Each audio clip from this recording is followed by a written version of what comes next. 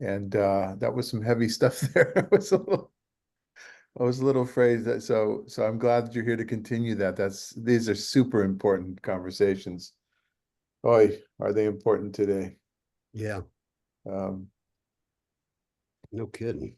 well, while we're waiting for the others, I'll share with you that, this everything kind of comes down at one time, and I'm not even talking about Florida and North Carolina, which is for people in other places, but besides the situation in Israel, or part of it, there are two motions that are being discussed at City Council today. One has to do with reparations, something that happened in the 50s and 60s, and reparations for predominantly Black families that I've been involved with for a few years.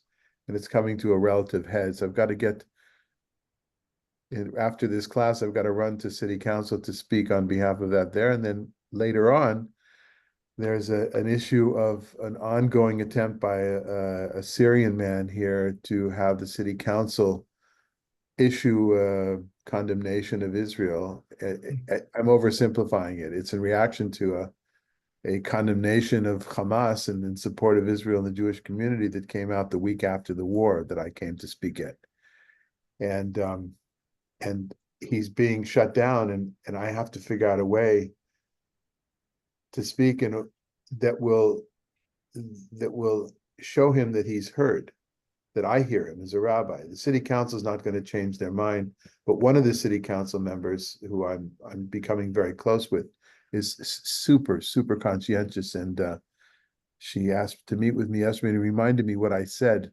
It was just a few days after the war started. I knew already that there would be a massacre of Palestinians and those in Gaza, and so I have to figure out how to say that without appearing that I'm supporting any kind of outward condemnation, one-sided condemnation of the state of Israel. So got a lot on my mind.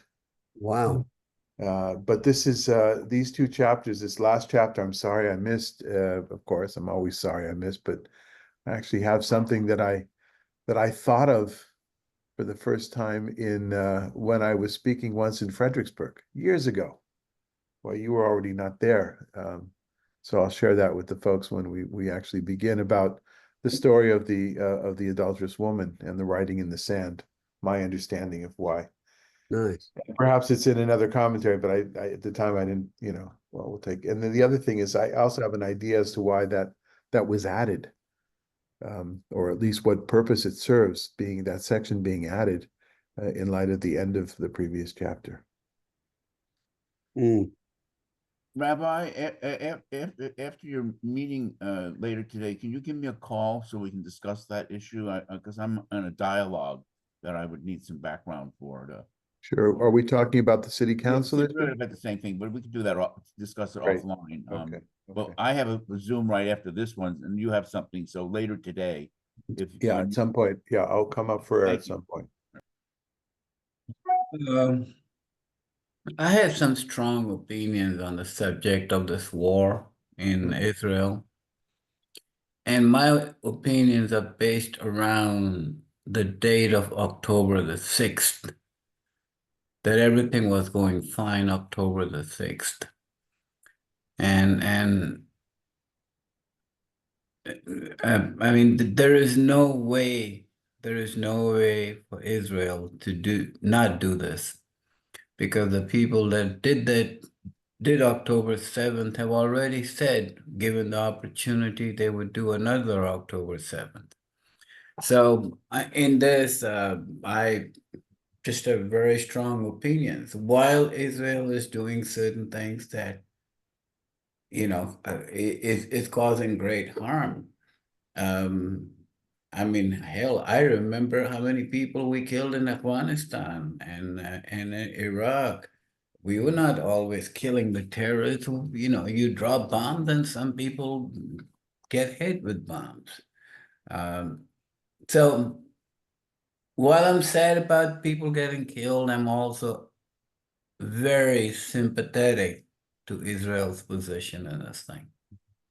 Well, Ajit, that's exactly the tightrope that I'm trying to walk here. Yeah. Exactly what you said is that But I just feel in my community, and Mhm. certainly a local rabbi Mm.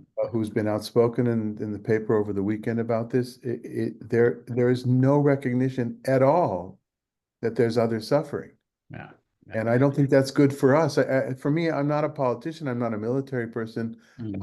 I have my desires as to what will happen from the leadership of the state of Israel and accountability and things like that. But for me, it's not about right or wrong. It's about just listening and hearing and feeling. By the way, something else has become very clear to me here recently, that Israel was prepared for the war. They were prepared for the war with Lebanon. They had all the targets picked out. They knew who they were going to hit, where the weapons were, etc. And they were so focused on Lebanon and Hezbollah that they kind of dropped the ball in Gaza and Hamas. Right. Well, that's a rather kind assessment. That aside from the military being focused on the north, that is true, but that's been going on for many, many years. The military was focused on the West Bank because of settler activity and Yeah. government thing, Yeah. and the government was focused on the reform of the judicial system and the huge scale demonstrations against that. So. Yeah, all right. So we begin our study with listening. This is what the conversation and Harold and Dawn. I heard the comments that were made last week. Troy's questions. I listened to the recording, and this is what this is about. This is about listening to each other, and it's listening to the text. So I'm going to make a kind of a global statement to begin with. One thing that struck me was, and I think I've said it before, personally, I'm not looking for historical truth. I am interested in historical context, whether that is during Jesus's lifetime or when at the end of the first century of the Common Era, when our writing is taking place. I'm interested, apropos of my last comment, in listening. Personally, I'm listening to what the text has to say. And I personally, it took me a few years, but I've kind of been able to sit back a little bit at a distance and not to have it affect me and see it in any way as an insult. So I got used to the Jews thing. When I didn't know about it until a few years ago, but when I saw the Jews, I was taken aback and actually didn't open up the gospel according to John for a few years. It was a little bit too difficult, but I've been able to step back a bit, and because I did not suffer personally, and I said this before, in my own story, my own narrative, did not suffer from anti-Semitism, certainly from not Christian religious-based anti-Semitism growing up, as many of you Jews and the Jewish folk in our group have and did, because I didn't. Perhaps it's my age as well. I'm 67. Some of you are older than that.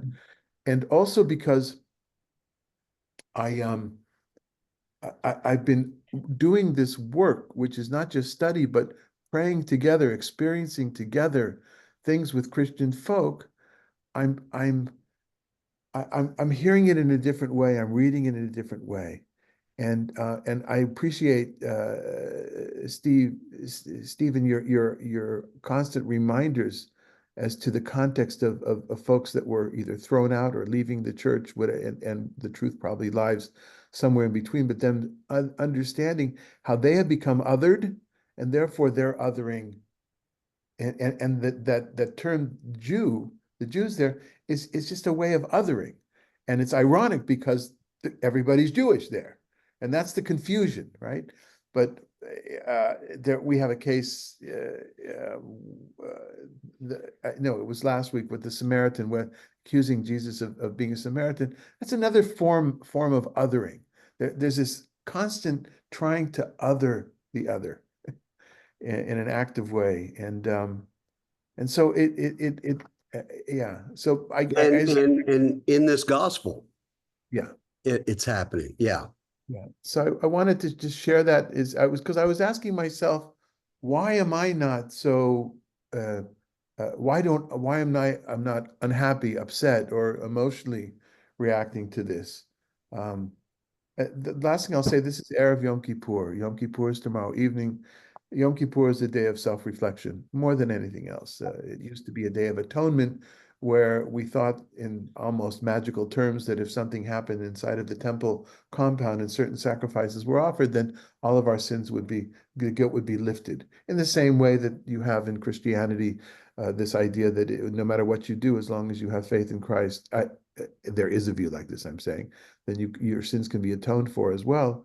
For me, it's about self-reflection. And what I'm doing personally with the gospel according to John is I'm using it as a mirror as well.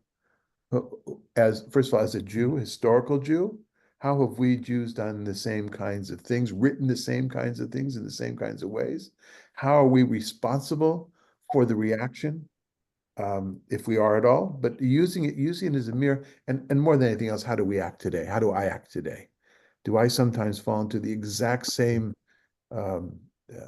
types of behavior that we're seeing here that are so disturbing to us as human beings?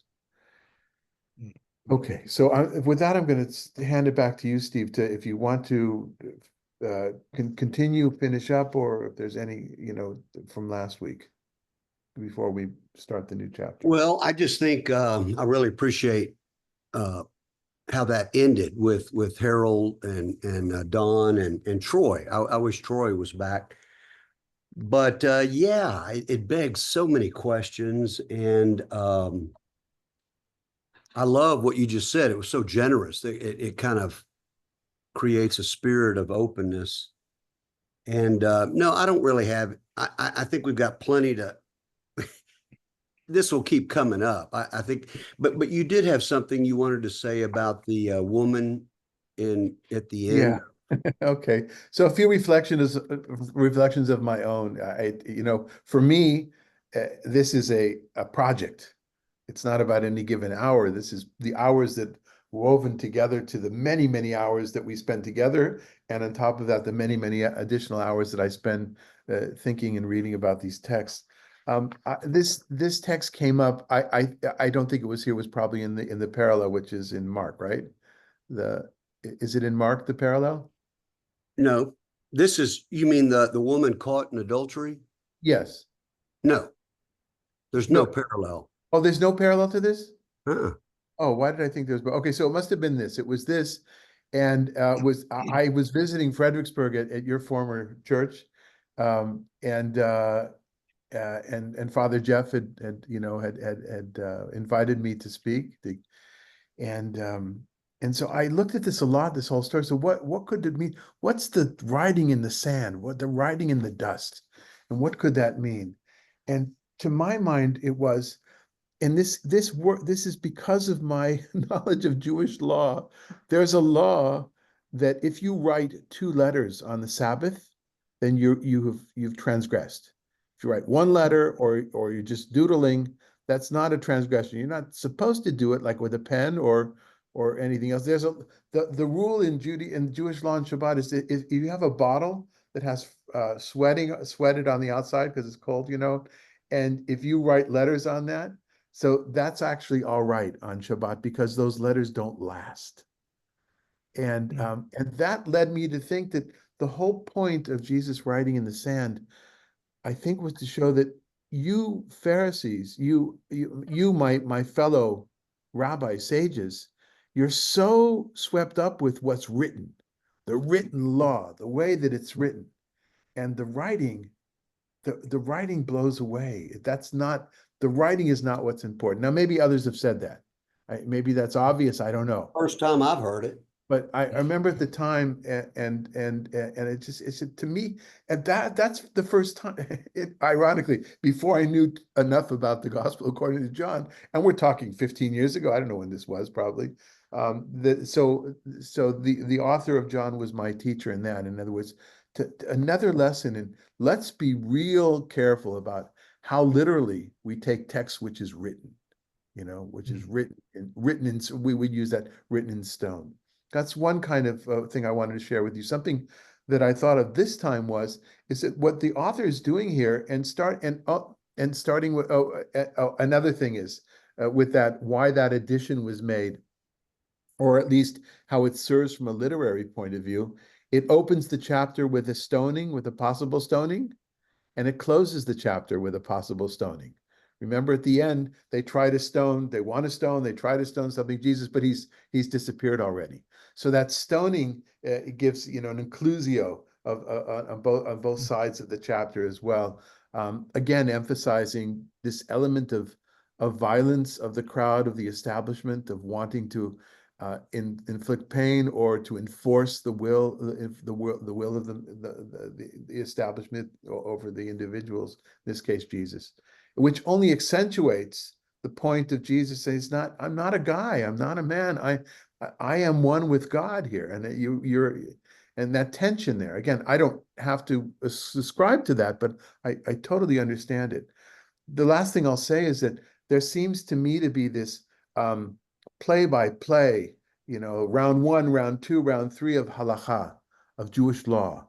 You have adultery, you have the testimony thing, you're testifying for yourself, you can't testify. So they're dealing with these legal issues, the issue of slavery, even though that's more in a narrative form, but about Abraham, sons of Abraham, slaves, and then stoning. This idea of stoning, these are all halachic issues. These are all judicial issues. And the rabbis, as the Pharisees, as those dealing with, dispensing law and deciding on law, that's this revolution. The revolution here, which is being spoken, is that you're taking your law too seriously, too written, too stuck. And can I add something that's probably unrelated? As a good friend of mine, that rabbi, I won't mention his name in case you know him. I asked a question once. We used to do a Sunday study together. I asked the question, what happened after Malachi? Why were there no more prophets? And he said, it's once you put something in writing, you don't need prophets anymore.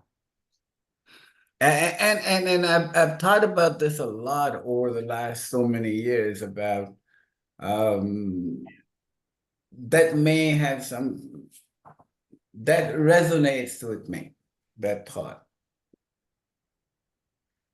In the Bible Belt, those churches that have been influenced by Dallas Theological Seminary, which is a dispensational theology, they make the same case. It's like using 1 Corinthians, when the perfect comes, then it's all set. And this was the idea that now that we have the canonical scriptures, we don't need prophets and we don't need charismatics. We've got the absolute word, but it leads to a kind of, I think, violence at the end of the day because of that. Well, Christianity really never had any prophets after Jesus, whereas in Judaism, after Moses, you had, the 12 great prophets and minor prophets, etc. But once the Tanakh, if you will, was canonized, the prophecy seems to have just stopped. In fact, perhaps there is a good chance that Jesus was reviving the traditions of prophecy by saying that he was a Jewish prophet. Well, I think without a doubt, and the whole focus on the Spirit returning, the prophets speak by the Spirit. Yeah, good.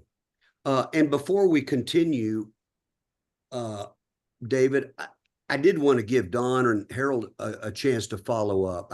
You asked me, but any reflection, you guys, on anything? Just in terms of what Ajit said about prophecy, in a real sense, I see some of our local editorial writers in newspapers. I mean, I don't get all the papers, but I see them bringing issues of humanity that are related to the scriptures. I see them as prophets, as current day prophets, talking about how people are suffering and how people may need housing or food or water or what have you. And it's interesting because I made the connection. This gospel is, in my heart of hearts, is a progressive gospel. The physical places where Jesus performed some of his work in chapters 1 through 8 are outside the temple. When we get to chapter 9 and we get the washing of the pool of Siloam, we find it is inside the temple grounds. So there is, I don't know the significance of that. It's just an observation. And then you get the whole thing about eyesight,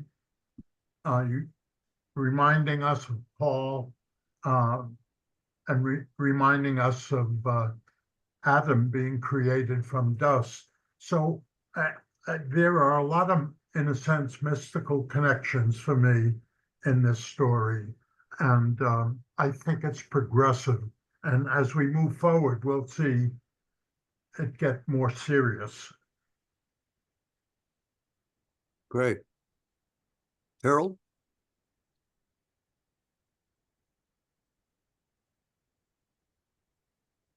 You're muted. Hear me now? Okay.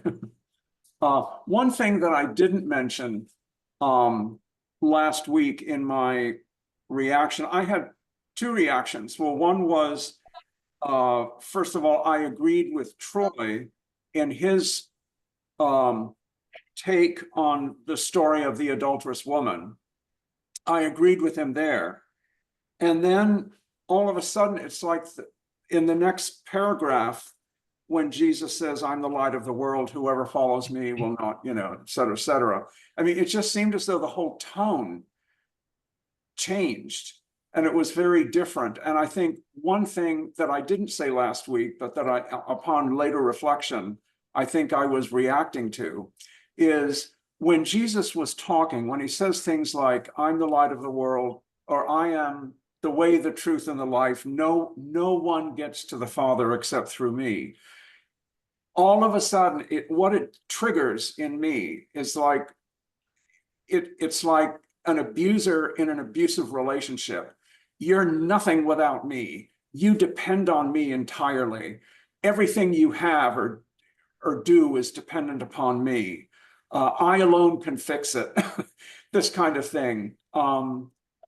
And I just had sort of a visceral response to that didn't have to do with either Judaism or Christianity. It was just how he comes across. Mm-hmm. Nice. So it didn't have to do with religion at that point. Right. Good. Thanks for that. Harold, I'm wondering if it has a little bit to do with your own personal love of archaeology and the historical Jesus that you actually brought up last time. Could it possibly be because you're seeing this as a depiction of an actual person speaking? So that's a little bit what I was saying a few minutes ago. To my mind, this is the narrator is using Jesus as God's mouthpiece, much the way prophecy would be as well. And by the way, we have a lot of prophets that speak this way, but not about themselves, but they speak about their God's mouthpiece and God speaking this way, right? The God of the Tanakh speaks this way.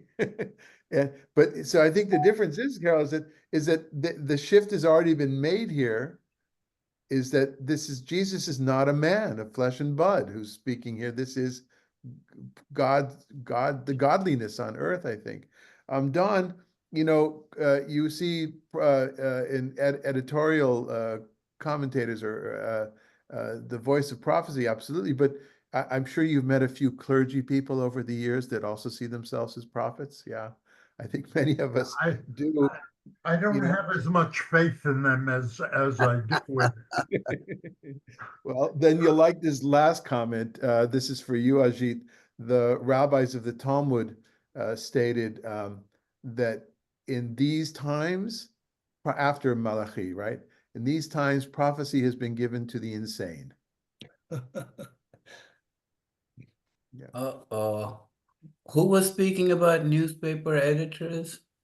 Don, Kidding. I Okay. was going to be completely irreverent here and say that what Jesus was writing in the sand was the lady's telephone number. that sounds like a joke from the old days, Don. Yeah, That was in the I'm choir, old. Mm, boys in the choir, yeah? mm. Okay. I do want to just make the point again in response to this question about the historical and the Jesus that the community is communicating, decades after the historical time. I do believe the community of John in Ephesus, which had a wide range of levels of understanding and belief and backgrounds. I think John's community saw this gospel as a reflection of their ongoing conversations with what they would call the resurrection Jesus, the Jesus who's not up there, on the right hand in the throne room, but through the Paraclete, as John calls it, the one who walks beside us. So I think through the community, they continued to dwell and commune with the risen Jesus in their midst. How they interpret that is to Harold's point in some ways, where this is a time when the temple's gone and Jewish Christians are being kicked out of the synagogues, in that time that this was written. So there's also that political religious squabble happening through this as well, I believe. Okay. Yeah, and I think there's a certain certainty of the words applicable for that time. That they're strong, they're assertive, Yes. they're convincing to whoever is listening to them when he speaks them. Yeah. Yeah. Very assertive and maybe less dialogical in that way. Yeah. Okay, shall we begin chapter 9?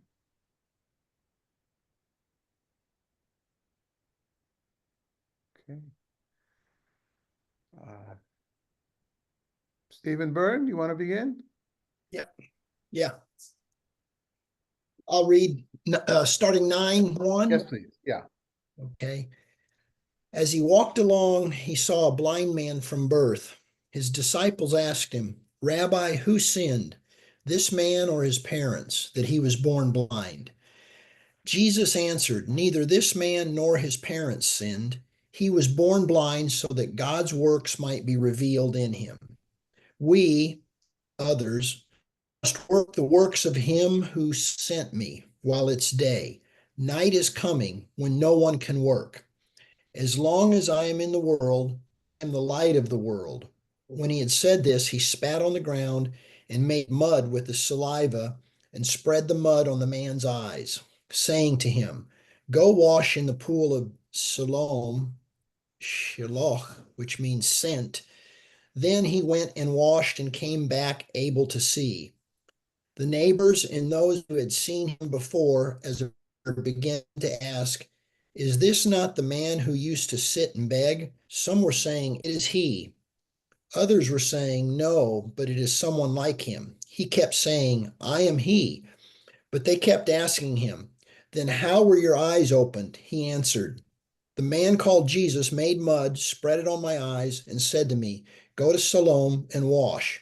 Then I went and washed and received my sight. They said to him, where is he? He said, I do not know. Okay. Who's going to take the first crack? It's like a cross-examination here, like we're in a courtroom and he explains it very simply and concisely, and they want more. They want to understand. they can't get what he's saying. It's interesting you I- say I- they want to understand we've all read it. I've read, you and I have both read ahead at least. And from this whole chapter, it doesn't seem like they really want to understand.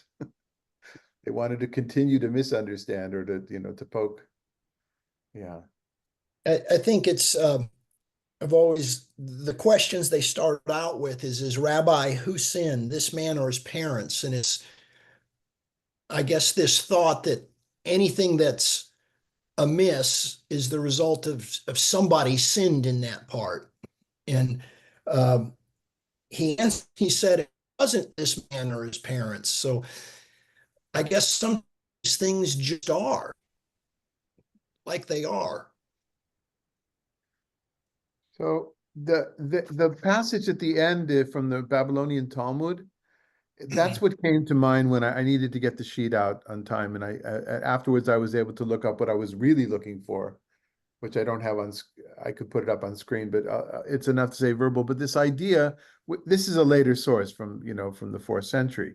Rava, and some say it was Rav Chizda. They said, if a person sees that suffering has befallen them, they should examine their actions. As is stated, we will search and examine our ways and return to God in Lamentations. If one examined one's ways and found no transgression, one may attribute their suffering to the dereliction in the study of Torah. In other words, you can't win. Even if you found you've done no sins, well, you haven't studied enough, right? This is the rabbinic laying on of guilt, and then gives a verse from Psalms. This idea that whatever happens to us, we're responsible for, which is very biblical from a Hebrew biblical point of view, right? It's very Deuteronomic, right? You do this, it'll go well. You do that, you don't do this, it'll go poorly. And so the rabbis are grappling with that. What I was really looking for was, in other words, and that would say that they must have sinned. If something happened, they must have sinned. But what I was really looking for, I found today in Psachim, in a different tractate. And that's a whole list of things. And it's a difficult passage of babies who are deformed and in different ways, body and spirit. And it assigns exactly what their parents did, which caused that. Could be the way that they had sex. It could be the way that they were, what they were thinking of. So there is that belief out there that if something, because you can't blame the baby, right? The baby's not, although Esau as an embryo was blamed for some of the things that happened afterwards as well. In other words, there's a tradition, pretty widespread tradition, that when Rebecca was walking in the village, and when she passed a study hall or a synagogue, which of course is anachronistic, but then Jacob would push to get out of the womb. When she passed a temple to idolatry, then Esau would try to get out of the womb. In other words, saying that they already have a personality and they're fighting in the womb. And so there are some traditions like that, but most of it comes to answer, why are babies born with all sorts of defects or die or whatever it is, and laying guilt because somebody had to, instead of saying what you just said, Steve, right? Some things just are. What Jesus is saying here is a little bit beyond that. It's not things that are. This is a test. And this brings, I would imagine many of you have read Harold Kushner's book, famous book, very popular book, Why Bad Things Happen to Good People. It's a very easy book to read. It's an amazing example of relevant modern Jewish theology. I think it's appropriate for non-Jews as well. And that, of course, is that I can't explain. He said, I can't explain why my son was born with this horrible disease that he David, my daughter, who's no longer living, but she had an infant, and the baby lasted 3 days, and then it died. It had a defective heart. My daughter felt that she caused that for the longest period of time, and then she stopped expressing it. I'm sure it was still there, but it's incredible how that kind of reasoning can take root in a person and ruin the potential for their lives. Mhm. So what Rabbi Kushner taught us is that where is God? And God is in the nurse who's taking care of this child. God is in the kindness of the people who brought food to the family. God is in other places, but it's redirecting what our expectations are. It's one theological way of dealing with why bad things happen to good people. So what I hear you saying, then it was God who caused this defect as a test, No, that's what the text is saying here. right? Yeah. Now, what Harold Kushner is saying, he says, I don't know why it happened. He says, but if you're asking, he kind of sidesteps the question of saying, but if you're asking, where is God? Because that's what people in the Holocaust, where is God? If you're asking, where is God? God is in the concentration camp with the younger person helping the older person get to work and giving them half of their morsel of food or whatever. That's where God is. It's sidestepping. I mean, let's be honest. It's not fully confronting the question. But that question, of course, and the answer that led so many people in the 20th century, so many Jews, and basically 19th maybe, but 20th century to say there is no God. How could you say there's a God, right? But Jesus is setting this up definitely as a test. I also bothers me the way Jesus solved the problem by spitting into the dirt and making mud. It just seems very magical to me, and I don't like magic. So we'll get to that in a second. I don't have a lot of good ideas about that, but perhaps Steve Kenny you do. But Ajit, I think you were about to say. I have always thought that there are things that are inexplicable using human intellect, and this is what we try to do, explain things and find reasons for that. And there are things that are beyond. I mean, that's why we're humans and not gods. We don't have the answers to all the questions. Essentially, we just don't. Why does a hurricane happen and always head to Florida? I don't know. I wish it would go somewhere else. But, we just don't have the answer, is what we have to accept. And I think our difficulty and our challenge is accepting that we have limitations to our understanding and our ability to understand. And yet we're constantly looking for somebody to place the blame. Yeah. In the midst of the storm last night on CNN, the reporter out there said, it should have been warned. The tornado thing should have been foreseen.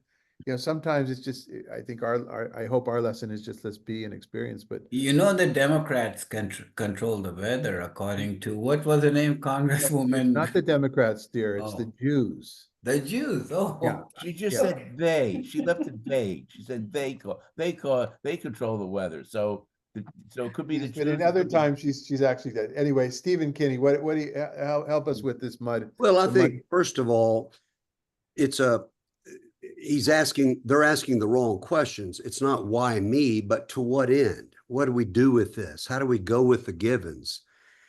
And then I'm also taken by the mud with the saliva that conjures up the creating of Adam, right? That new Adam or that new human being. Yeah, it seems it's a symbol of restoration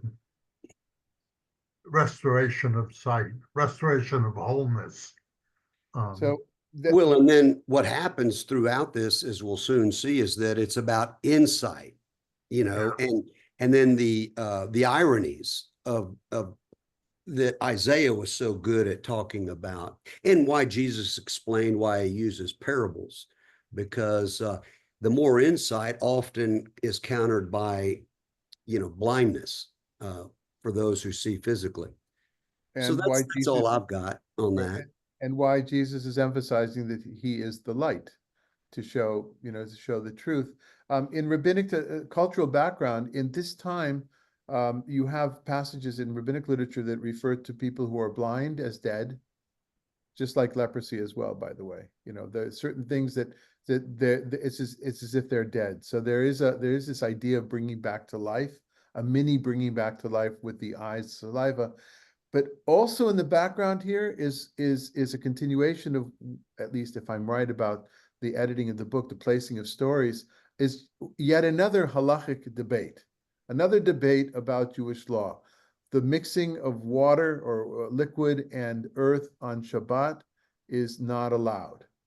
That's a subcategory of kneading with a K, the batsek, Dough. No, the dough, yeah, kneading dough.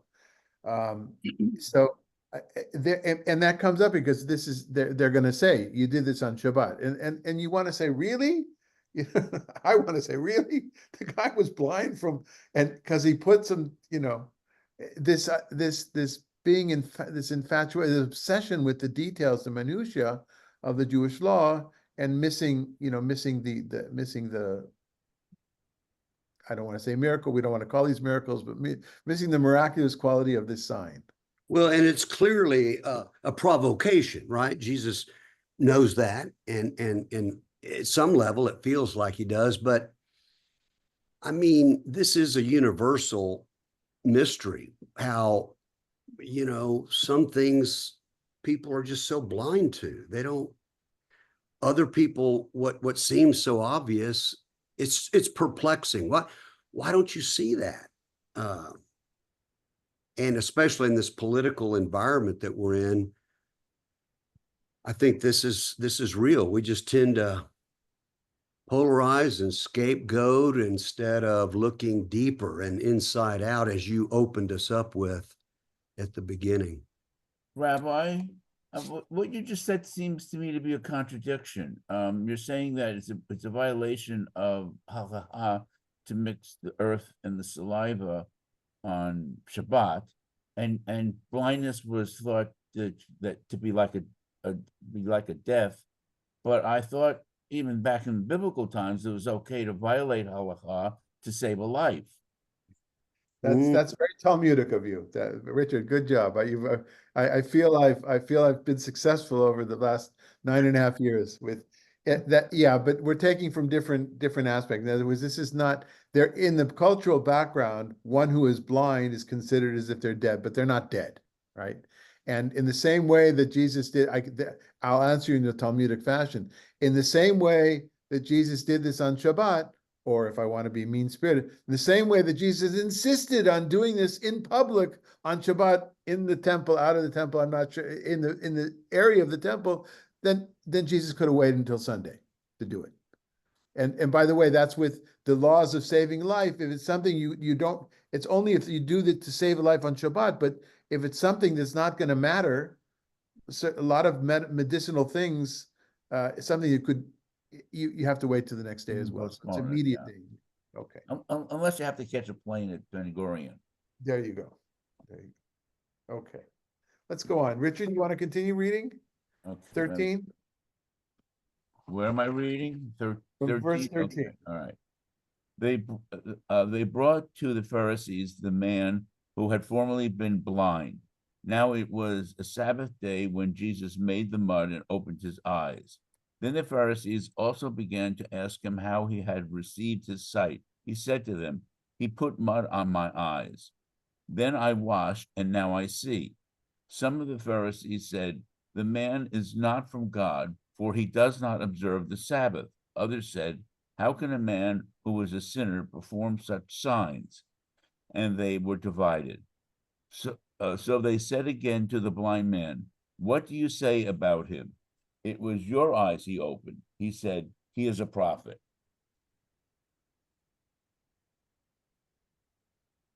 Shall I continue?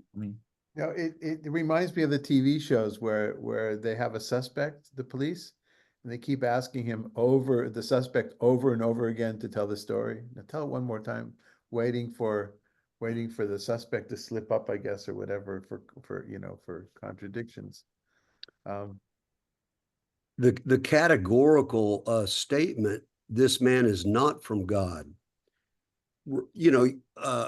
again, back to Deuteronomy, let's say Deuteronomy 13 at the beginning, just is very clear about this, where, even the wonder worker must not be believed if he or she pulls people away from the law, from God. So you know, they were within their bounds, within the framework of their law, but maybe they could do better at seeing it from the inside out instead of from the outside in.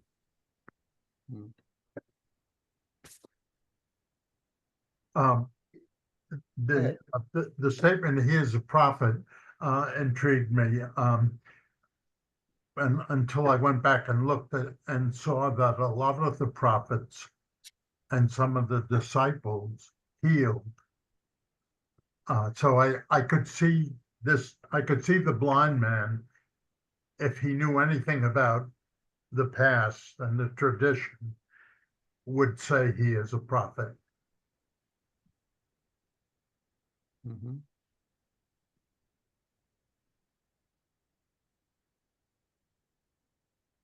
Okay, I found the quote I was looking for. It's not exactly the crazy people. Let's see if I can put this up. But certainly, I think in the background of, oh, this is getting, here we go. This is from Tractate Bava Batra, and Rabbi Yochanan is 3rd century, I believe. No, yeah, 3rd to 4th century, I think. So Rabbi Yochanan said, and he was from the land of Israel, so he reflects the Palestinian tradition as opposed to the Babylonian tradition. Rabbi Yochanan said, from the day that the temple was destroyed, prophecy was taken from the prophets and given to imbeciles and children. And then there's a long conversation afterwards. But, and you know, this is the common thing. So it's not from, and the canonization didn't happen at the time of Malachi anyway, but the idea was there were others during the time of the temple that had prophecy. So according to this at least in the background would allow for Jesus to in Jewish community would allow for Jesus to be a prophet. And that is the understanding of the man, the blind man. His understanding is he doesn't say Jesus is God, he says Jesus is a prophet. That is in the realm of possible in the Jewish world. The pushing it to the extra step here is what goes on going forward, I think. So, Megan, would you like to read from 18? A different voice from all the men's voices. Just a minute. 18. Yes. The Jews did not believe that he had been blind and had received his sight until they called the parents of the man who had received his sight and asked them, "Is this your son, who you say was born blind? How then does he now see?" His parents answered, "We know that this is our son and that he was born blind, but we do not know how it is that now he sees, nor do we know who opened his eyes. Ask him. He is of age. He will speak for himself." His parents said this because they were afraid of the Jews, for the Jews had already agreed that anyone who confessed Jesus to be the Messiah would be put out of the synagogue. Therefore, his parents said, "He is of age, ask him." Lovely way for parents to take responsibility of their son, huh? Yeah. When they said they called him, I thought they picked up the phone and called the way they put it. Hello, was your son blind?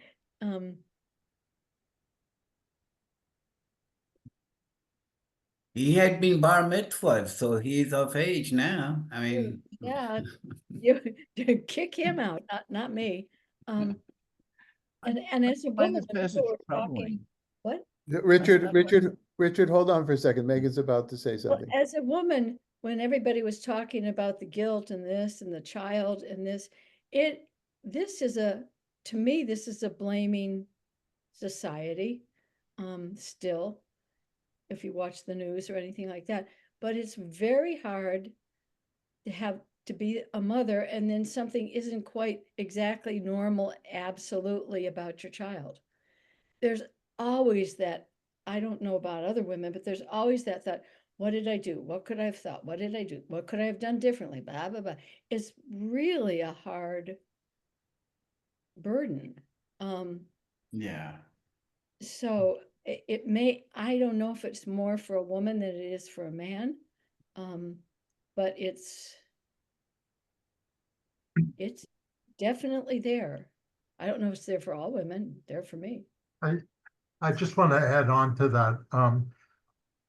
I knew a doctor that took the medical records of the birth of my daughter's child, and I invited my daughter and her husband over so they could ask the doctor questions. And my daughter and her husband were insulted when the doctor said the baby had a defective heart, and the reaction was, you know, that you're calling my child defective, when in fact the child was defective.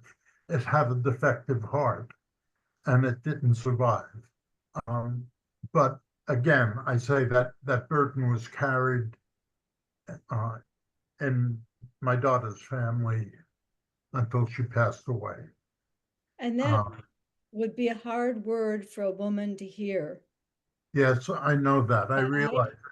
And because the heart wasn't working well enough, there's a better way to put it than defective. Because the baby was just a baby with a heart that didn't work. There's ways of speaking that, at least as a woman, you'll get, you take it in and you think, oh my God, what I do. The baby's a defect. I was just reading an article that the placenta, you share the mother shares some of the cells of the baby, and those cells stay with the mother forever. That's why I can look at my sons who are in their 50s, and then look at a picture of them as a baby and have almost the same feeling. Of, oh God, he's so cute. And then I look at him now, oh, he's so cute. You know, there's very interesting interconnectedness between women and their babies. So if someone said defective to me, You would be upset. I would immediately go into guilt and defective, what I do wrong, something's defective, I'm defective, they're defective. Yeah. So it's how it's worded. And I don't know. I just was listening to all you guys and thinking, maybe you should speak up. Yes. Yes. I'm so happy that you did, Megan, to bring the woman's voice to this conversation. And Yes. a good lesson for us to be perhaps a little bit more self-conscious. Richard, you were about to say something. First, I have something to say, but first, I want to thank Megan and Don for that insight into motherhood and how mothers look at their offspring. It's something that I hadn't realized before, and it will help me in understanding the mothers that I know and I'm friends with. But on this passage, I was going to say that the way the word "the Jews" is used is kind of like, that's really not the right word that should be used, because the people that are speaking, the parents, are themselves Jews. The son is also a Jew, and they're talking about the Jews as if it was some sort of other people. So what maybe they really meant was the leadership, the Pharisees, the rabbis, the Sanhedrin, whatever. It's not, because when they say the Jews, that would be including themselves. Richard, I think the parents were used as witnesses, though. They were used as witnesses to tell whoever was doing the questioning that these were the facts. I mean, they were not I only. understand that. But when it says here they were brought before the Jews, I mean, that's I mean, it just doesn't make sense, because Yeah, I mean, Richard, that's a perennial tragedy. I mean, that's a unfortunate mistake. Maybe those in the first century who read this or understood this could make those distinctions, but 20 centuries of this is just a terrible tragedy. But even But so, yeah, you're right. Anyone reading this should understand that. Should cause pause to say, wait a second. You're not brought before, like if you said Stephen Kenny was brought before the court, you wouldn't say Stephen Kenny was brought before himself. That's the point I'm making here. The way the word the Jews is used. No, here it's a is great point. misleading. Yeah. All right, it brings us back to the context of how, of this book being written in a time when a group of Jews rooted, deeply rooted in Judaism, well, not what become Judaism, but in Jewishness, are breaking away or have been thrown out or are taking themselves out. And this is exactly the othering that I was talking about. Here the narrator is othering the same people, even though we all know, all of us know, and I think that they're all Jewish. They're all from, that's what they're in the temple. They're celebrating Shabbat.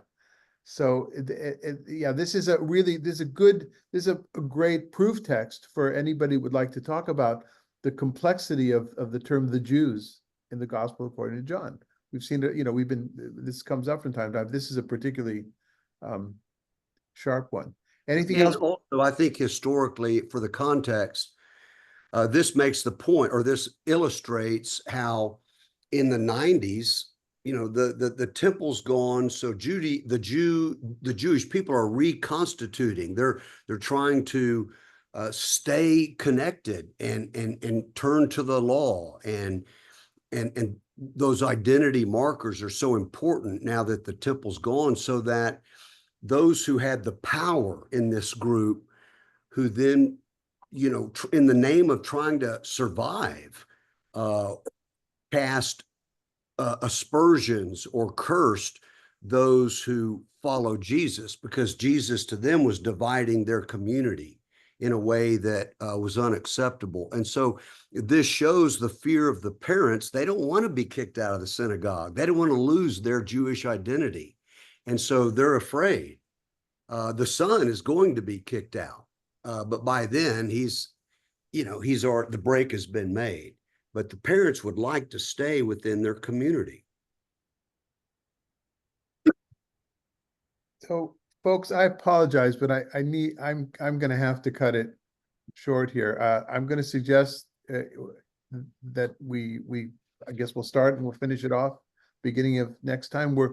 We're skipping the next 2 weeks. Next Thursday is Sukkot, Festival of Booths, and Thursday after that is Shmini Atzeret / Simchat Torah, which is actually the anniversary of the beginning of the war of the slaughter on which was October 7th, but which is where we will be once again mixing the joy of finishing the Torah and beginning the Torah with the tragedy and the sorrow of this year that has been. I want to say to all of you that I cannot think of very many other ways. There are other, but there are not a lot of other ways to have gotten through this year of war and this sorrow and this tension, this ongoing